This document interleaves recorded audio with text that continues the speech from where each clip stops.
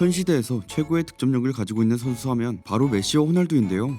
이 둘은 데뷔부터 시작해 현재 30이 넘는 나이에도 믿을 수 없는 득점력을 선보이며 앞으로 몇 년 동안은 놀라운 득점력을 계속해서 선보일 것 같습니다. 이러한 득점력을 바탕으로 호날두와 메시 모두 역대 득점 순위 10위 안에 랭크되어 있는데, 메시는 역대 득점 랭킹 6위, 호날두는 5위 안에 랭크되어 있죠.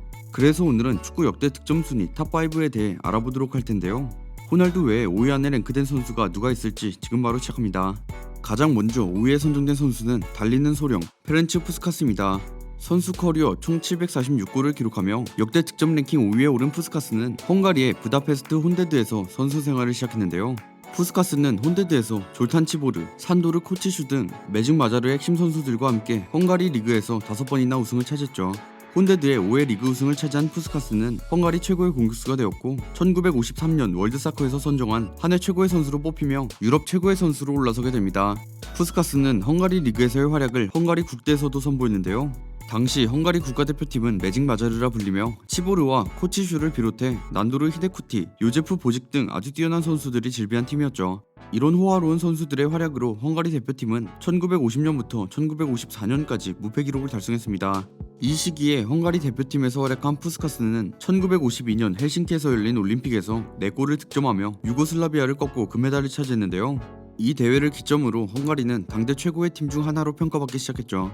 이후 푸스카스는 31세의 늦은 나이로 스페인의 레알 마드리드로 입단했는데, 푸스카스는 현재 레알 역대 최고의 선수라 불리는 디스테파노와 함께 환상의 호흡을 자랑하게 됩니다. 이 둘은 어마어마한 수의 공격 포인트를 양산해냈고 결국 레알 마드리드의 유러피언컵 5연패를 이끌었죠. 특히 1960년 마지막 유러피언컵 우승 당시 푸스카스가 4골, 디스테파노가 헤트트릭을 기록해 프랑크푸르트를 7대3으로 압도한 명경기를 만들어냈습니다. 30대 중반임에도 이러한 활약을 보여준 푸스카스는 레알 마드리드에서 총 4회의 피치치 트로피를 차지하는 등 레알 마드리드의 간판 공격수로 활약했는데요. 이후 65-66 시즌 레알 마드리드의 6번째 유러피언컵 우승에도 힘을 보탰죠.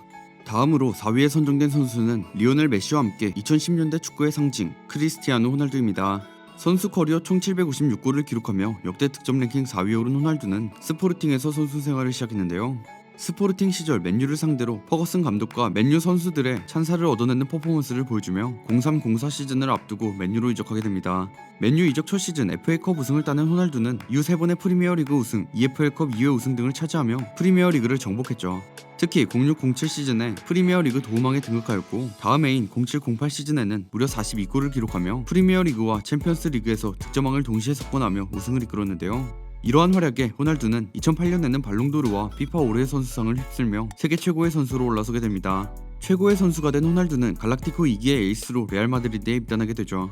호날두의 엄청난 활약에 레알 마드리드는 챔피언스리그 5년간 4회 우승 및 최초의 3연패 우승을 달성했고, 호날두도 이 시기에 챔스의 신으로 등극하며 발롱도르를 4회 수상하였습니다. 또한 득점 기록에서도 레알 마드리드의 살아있는 전설로서 기록을 썼죠.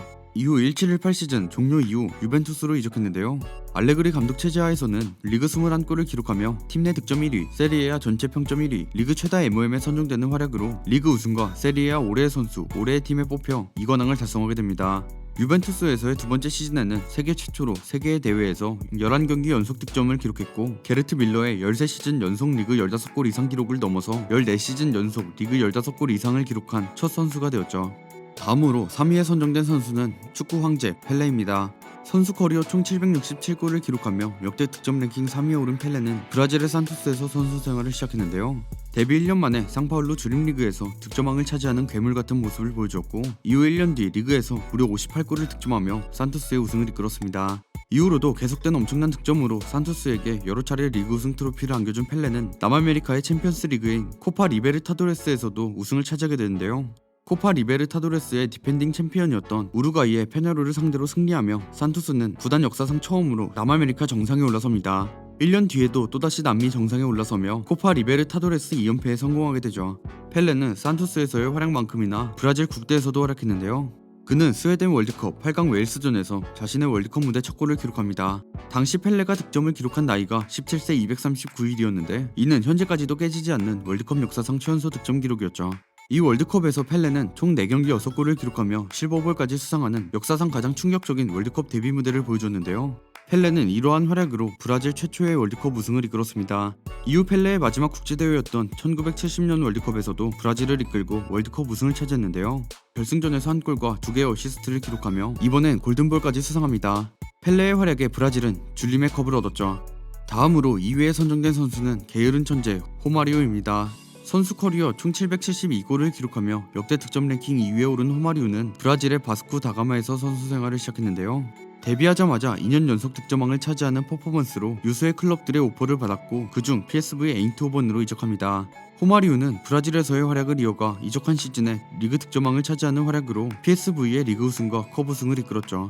이후 PSV에서의 새 시즌간 리그 득점왕 3연패와 리그 3연패를 달성, 챔피언스 리그 득점왕도 2번 차지하며 최고의 스트라이커로 활약했는데요. 이러한 활약에 바르셀로나로 이적한 그는 스페인에서도 최고의 스트라이커로 활약을 이어갑니다. 호마리오는 당시 최고의 선수들이 넘쳐나던 바르셀로나에서 30골을 득점하겠다는 발언과 함께 시즌을 시작했죠. 하지만 이는 장난이 아니었고 리그 33경기 30득점에 성공, 결국 득점왕까지 차지하며 리그 우승을 차지합니다.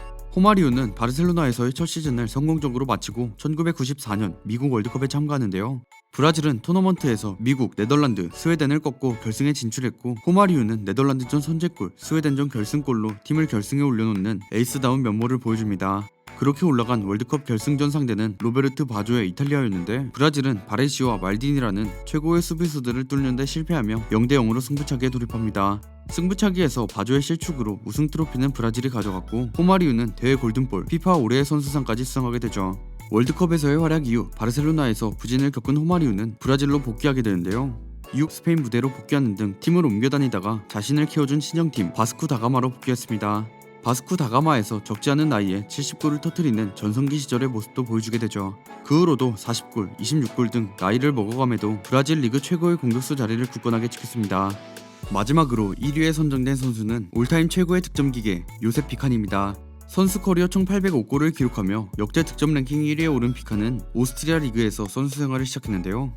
이후 1931년 오스트리아 리그의 B클럽 라피드 빈으로 이적하며 득점 기계로서의 활약을 선보이기 시작합니다. 비칸은 오스트리아 리그에서의 활약으로 1934년 월드컵에서 오스트리아 대표로 출전했죠. 분더팀의 공격수를 맡았던 비칸은 프랑스와의 경기에서 결승골을 넣는 활약을 보여줬는데요.